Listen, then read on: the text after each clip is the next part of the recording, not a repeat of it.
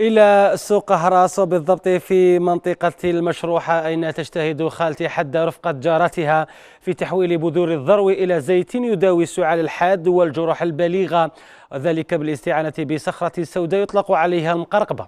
متى، كيف، ولماذا؟ أسئلة أخرى تجيبنا عنها مراسلتنا صابرين ذيب وأمينة معطاوي في هذا الريبورتاج.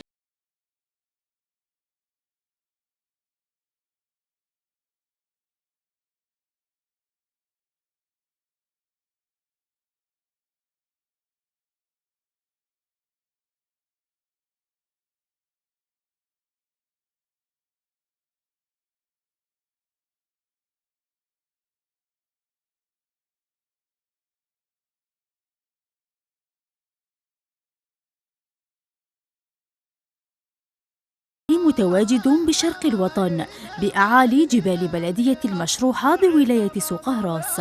هذا المكان الطبيعي المميز بأشجار الذرو الخضراء المنتشرة في كل المنطقة أغنتها عن كل شيء.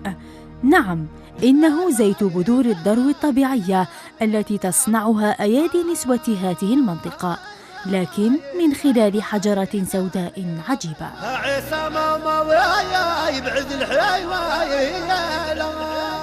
سما ضرب نحوه ونجيبوه من الجبل ونتوه ونقوه ونسوموه نغسلوه كما نقول ونقرقبوه فوق السطحة ونعصروه. الساعة تشير إلى 8 صباحاً، أين رافقنا السيدة حدة عايش وبعض النسوة اللواتي اشتهرن بهذه الحرفة إلى أدغال المنطقة لنتعرف على مراحل جني بذور الذرو العجيبة. بكري الصباح 8 نروحوا على 4 تاع العشاء. اجتماع خالتي حدة مع هؤلاء النسوة صنعنا مشهدا جميلا، وهن يخترن بعناية بذور الذرو الطبيعية من مختلف الأحجام والألوان، وتأتي بعدها مرحلة تنقيته وتصفيته.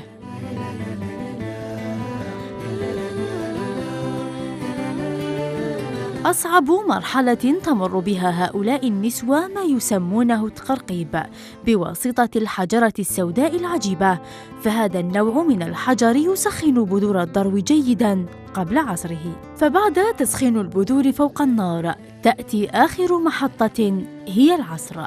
فأنامل هؤلاء النسوة اسودت واحترقت من شدة الحرارة، فليس من السهل تقطير هذا السائل العجيب حسب ما أكدناهن النسوة. نقرقبوا نقرقبوا، المهم نبدو من 7 كما نقولوا تاع الليل نتعد ل1 تاع الليل ونحن نعصر كملوا عصير نزيدوا نغالوه ونصفوه. أهالي المنطقة وبالخصوص مستعملي هذا الزيت أكدوا لنا أنه نافع جدا وفعال ويشفي كل داء مستعصي. الكحة مليح، للحرق مليح، للحساسية. زيت الذرو نستعملوه هنا في ندوي فيه بعض الحوايج، من بينها مثلا الكحة، القريجم، نستعملوه للشعر، نستعملوه للجرح، حروق، برشا فوائد منه نستعملوها وجربناه، ومن الناس من قبل يستعملوه ونستعملوه في ليغاز ثاني مليح. المنطقة هذه تاع المشروحة بالأخص مشتة المزرعة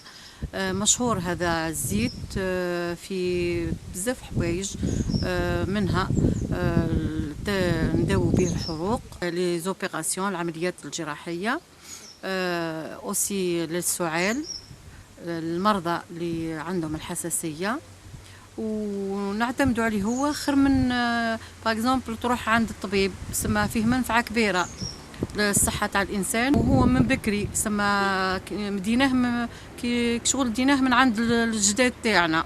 زيت بذور الذرو العجيبة دواء لكل داء، وما زاده فخرا صناعته بأنامل حرائر الأوراس الأشم متوارثة عن أجدادنا وأسلافنا، فسبحان الخالق في ملكوته.